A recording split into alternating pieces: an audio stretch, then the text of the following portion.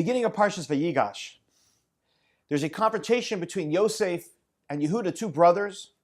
It's really the culmination of things that have been building up for many, many, many pages throughout the book of Parshat.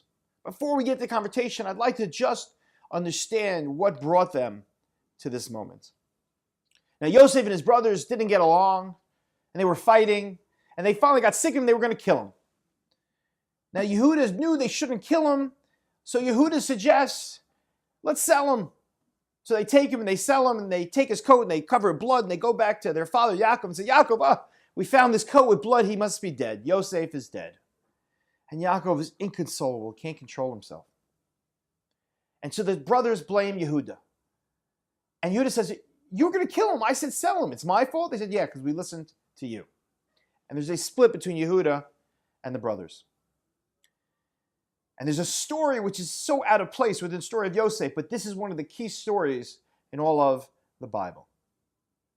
Yehuda has 3 sons, goes out to marry the oldest son, Er. Er marries Tamar, drops dead. There's a mitzvah in the Torah called Yibum, where the next brother, if his brother died without any children, marries the woman. So Onan, the second son, marries Tamar, drops dead. 2 down, 1 to go. Yehuda's not so quick to make this shidduch, to get him married. So he puts it off. And Tamar says, I have to do this commandment. So she goes out to the roadway. She disguises herself of a woman that's not so tznius, not so proper. And she lures Yehuda in to have relations. He doesn't know who she is. And afterwards, she asks for payment. He says, okay, here's my staff, signet ring, and cloak. And I'm going to go get money. I'll come right back. Comes right back. She's gone. He doesn't ask too many questions. He goes on with his life. Sure enough, a few months later, Tamar becomes pregnant. And she was not allowed to have relations with anyone until she had Yibum. And so they bring her for judgment to Yehuda. And Yehuda doesn't know what happened in his role in the story. So he says, we have to put her to death. Now this is where it becomes a Hollywood blockbuster movie. The fire is raging. They're going to kill her. She's standing there. Yehuda's standing there. She takes out the staff, the cloak, and the signet ring and says, whoever owns these items, this is the father of my child. Now, Yehuda understands exactly what's going on here. And only Tamar and Yehuda understand it. Yehuda has to decide, do I say something and embarrass myself? Or I keep my mouth closed and I won't be embarrassed? He says 2 words. Tzatka mimeni. She is more righteous than I. And she's freed. She goes on to give birth to twins, which eventually leads to King David and to the Mashiach.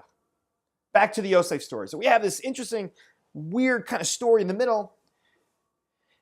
The brothers go down there. They don't realize that Yosef has become the second to the king. They don't recognize him. They need food. He gives them food. He keeps one of the brothers, Shimon, back. And he says, don't come back unless you bring Binyamin, your younger brother. They go back to Yaakov and say, Yaakov, we need to go back and get more food, but we can't go unless we bring Binyamin. And Yaakov says, I lost Yosef. You're not bringing Binyamin. Time goes by, and they have to go back. And Yehuda looks at Yaakov and says, Yaakov, it's on me. I will watch after Binyamin. Now, we don't know if it was a look in Yehuda's eye, or maybe the fact that Yehuda had lost 2 sons, and Yaakov understood that Yehuda knew how to take responsibility. He gives Binyamin to Yehuda. They go back.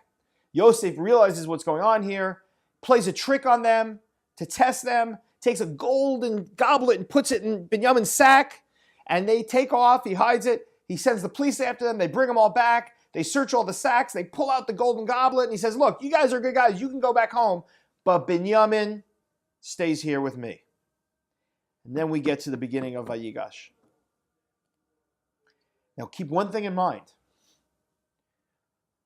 Yehuda doesn't know that this was a plant. He thinks that Binyamin is very well a thief and a pickpocket.